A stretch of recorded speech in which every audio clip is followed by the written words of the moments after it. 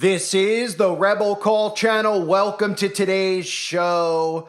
Klaus Schwab has announced that he's stepping down as the executive of the World Economic Forum. So obviously a lot of people out there are celebrating, but it doesn't really mean anything other than the fact that we should all prepare for something to come, because Klaus has decided that he's going to step out of the public eye, which means that what?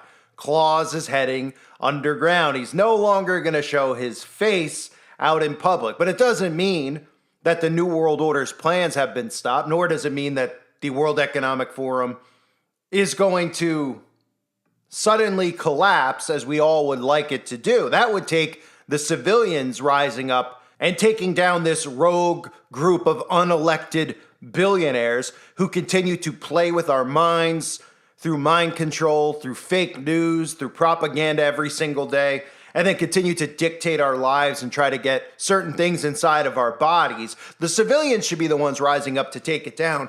But instead, Klaus is just going to hide away. And you might remember, before I get into the story and the successors who could potentially replace Klaus Schwab, you might remember that they talked openly a few years ago about how they were going to accelerate Agenda 2030 to, well, let's just say 2025. Secretary General and Klaus Schwab, the founder of the World Economic Forum, will witness the signing of a memorandum of understanding on a strategic partnership between the UN and the World Economic Forum, which outlines areas of cooperation to deepen engagement between the two institutions and to jointly accelerate the implementation of the 2030 agenda. So it's very convenient that the year is 2025, that Klaus Schwab is expected to step down. He is expected to not be in attendance at next year's World Economic Forum meeting in the beginning of the year in 2025, which will be a very big meeting, if there even is one. Because let's be realistic, with everything that's coming with the fake elections in the United States of America, we know that they have something very big planned in the United States of America. And remember, everybody's been programmed not to believe the outcome of the election, which they shouldn't believe. But what they should realize is that it's ultimately rigged on both sides, and whoever is put in power is selected and put in power. Their vote doesn't count, and it's never counted. So let's start by reading what they're telling us at the World Economic Forum before we get into who the potential successors could be. The World Economic Forum confirmed Tuesday that founder Klaus Schwab is moving away from day-to-day management of the organization after more than 50 years at the helm. The forum said that the move was part of a multi-year strategy to change its management structure, shifting governance to a president and managing board. Borje Brende is currently president of the World Economic Forum. The forum did not reveal who would succeed Schwab and become the face of its elite annual meeting in Davos, Switzerland. Quote, since 2015, the World Economic Forum has been transforming from a convening platform to the leading global institution for public-private cooperation, the World Economic Forum said in a statement. And that's very interesting, those words, right? Because these are people who were not elected in the first place. So what do they mean, global institution? These are the people who have their hands in every single false flag operation that you see happening around the world. These are the people who are causing the division and then telling you the solution for it. These are the people who are causing crimes and criminals to be allowed to commit crimes without any repercussions at all, so they could bring in what they've been talking about for the last decade or 2 decades, AI governance, smart city technology, to be ruled by our technology. This is what they are preparing us for. So they say as part of the transformation, there's that word again, the organization has also been undergoing a planned governance evolution from a founder-managed organization to one where a president and managing board assume full executive responsibility. So we'll just have a flat-out dictator then, huh? The nonprofit think tank confirmed that Schwab would transition to a role as chairman of the board of trustees. It added that the board would be organized around 4 strategic committees to further reinforce the impact of our work. The World Economic Forum said the change in leadership will be completed before the next Davos gathering in January 2025. Schwab's plans were initially announced in an email to staff on Tuesday, according to a report from news outlet Semaphore. The 86-year-old succession has been the source of much speculation over recent years with potential replacements, including his children, who I'll get into in a few minutes. However, the organization has been tight-lipped about its intentions until now. And with Klaus being 86 years old, it tells us that Klaus is probably transitioning and preparing to, enter a new vessel, right? But for the time being that we all know they've really put their foot on the pedal here to accelerate Agenda 2030. And in order for the world to look like the way they want it to look in 2030, a lot more chaos has to ensue here on the Earth's surface. And for that to ensue, we're going to see more weather weaponization. We're going to see more false flags. We're going to see grid shutdowns. We're going to see fake cyber attacks, all things that they've warned us about at the World Economic Forum, just like I talked about in my recent video about how they're openly talking about chaos and mayhem coming because somebody's going to cyber attack our water supply because the people who run the water supplies haven't changed their passwords yet. If you're believing these stories, well, again, you're probably somebody who still believes in the tooth fairy. So, that being said about Klaus Schwab, what is the succession plan? Now, I say they should just come out and name the obvious candidate, which is Baphomet. I would assume that Baphomet or Lucifer himself could just show up there and give out the plans for the world, and the rest of the sheeple out there probably would be completely unfazed by it. They would just assume that it was trolling if somebody came out and it was literally the Baphomet. They would laugh at it and they probably would worship it just like these demons do in Hollywood and everywhere else. So the Baphomet would be my first choice.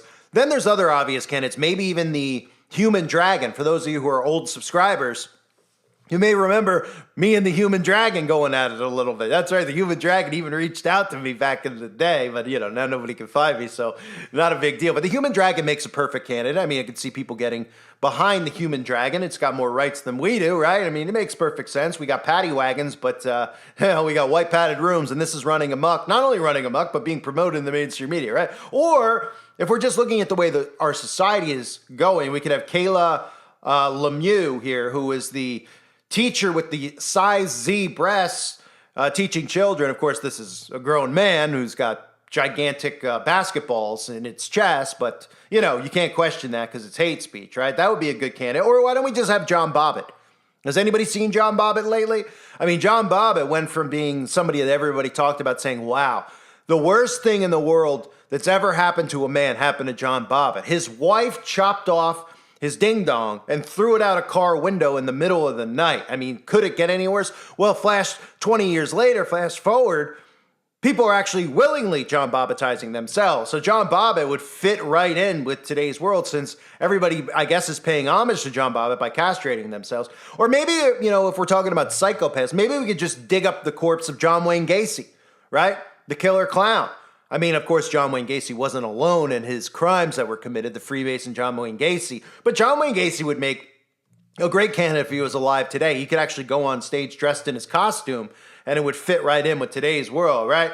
But then let's get to the obvious choices, the real choices here. Obviously, Bill Gates would be somebody we all think about, but there's no need for them to roll out Bill Gates. It's been rumored that Tony Blair would actually be the person to succeed Klaus Schwab. And if you remember, Tony Blair was talking about how we all need a digital ID. The technology and the digital infrastructure, I just want to emphasize how important I think that is. Because in the end, you need the data.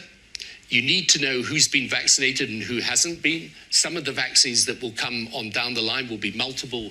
There'll be multiple shots. So you've got to have, for reasons to do with the healthcare more generally, but certainly for a pandemic or for vaccines, you've got to have a proper digital infrastructure. And many countries don't have that. In fact, most countries don't have that.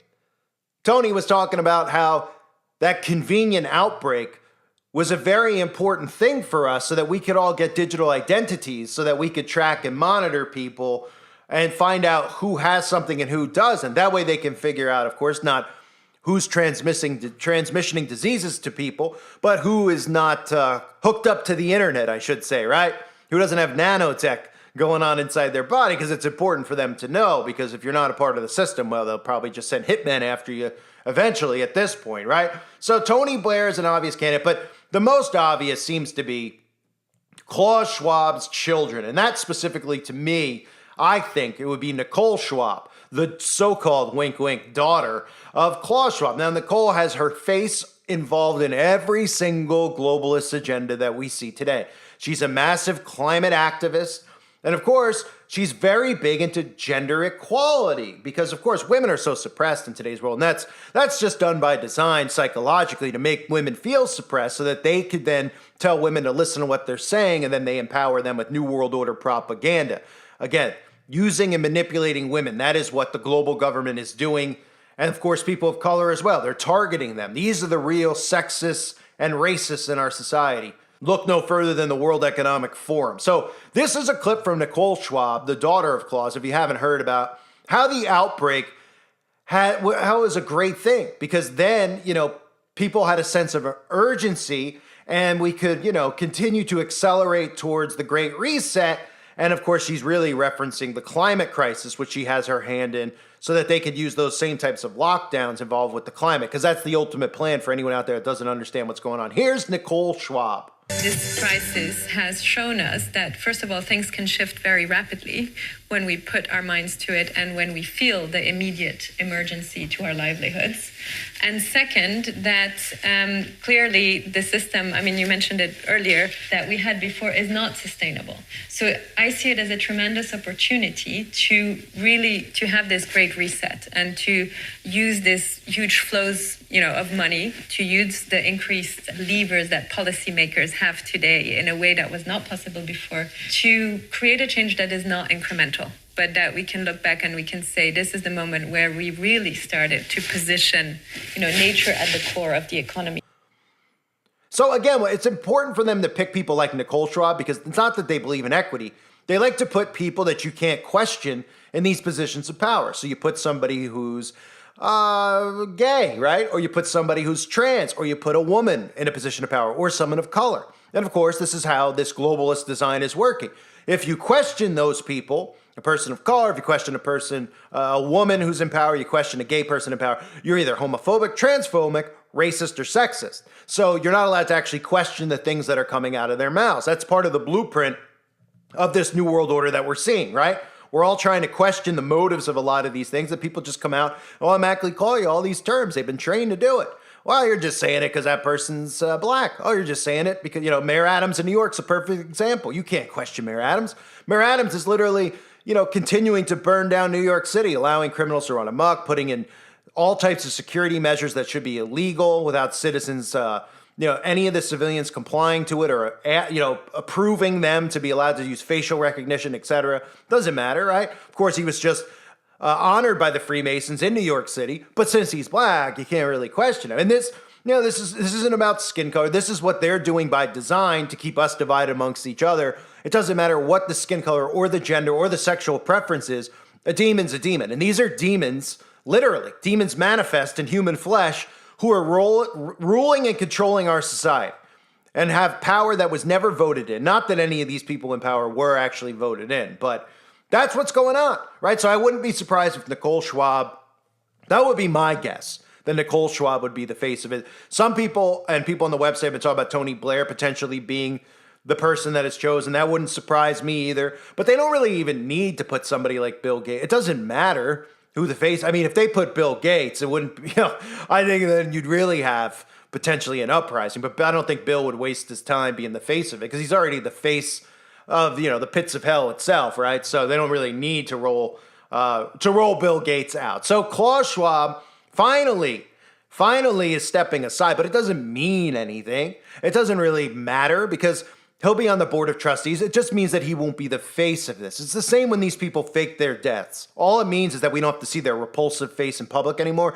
So from that perspective, I'm excited because every time I see Klaus Schwab, like I'm sure the majority of you, every time I see him, I get nauseous. My stomach growls.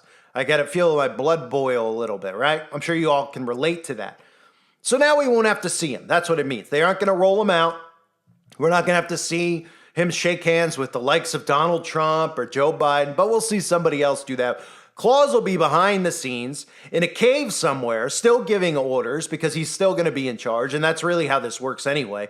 Having a board of trustees, they always are the ones who pull the strings, so he'll just be the puppeteer, just like he already is the puppeteer. I don't think Klaus ever expected, honestly, I don't think he ever expected to be so well known like he is now. He's a household name. And I think that happened in the beginning of the truth movement And then, of course, the alt-right media continued to go along with it because they started, whoever was speaking against the World Economic Forum, the sheeple out there started to, who think that they're awake, started to automatically go, oh, this guy's a truther, like Russell Brand, etc. They started baiting at audiences, right? Like we started hearing DeSantis, the Jesuit, talk about the World Economic Forum over and over and over again. So people started putting their trust in these people because they're speaking against it, thinking that they're tickling their ears. All they're doing is seducing them into thinking that these people are speaking truth, but they're gatekeepers, right? So Klaus became the face of that. Anybody out there that was speaking against Klaus, everybody was going, oh yeah, they're exposing the World Economic Forum. And there's truth to that, of course. But it's a very easy way to get people on board to follow you into thinking, especially when you're someone like Russell Brand or Ron DeSantis, that you're trying to help the world. In fact, those are the gatekeepers who are trying to bring about the New World Order as well. So Klaus will step aside, coinciding, of course, with the 2025 accelerated agenda, which once was called Agenda 2030, that he's conveniently doing it then while this fake election is coming up in 2024. Very interesting timing, but not surprising. I thank everybody for being here. Hope you're all doing well. God bless you and your families as always.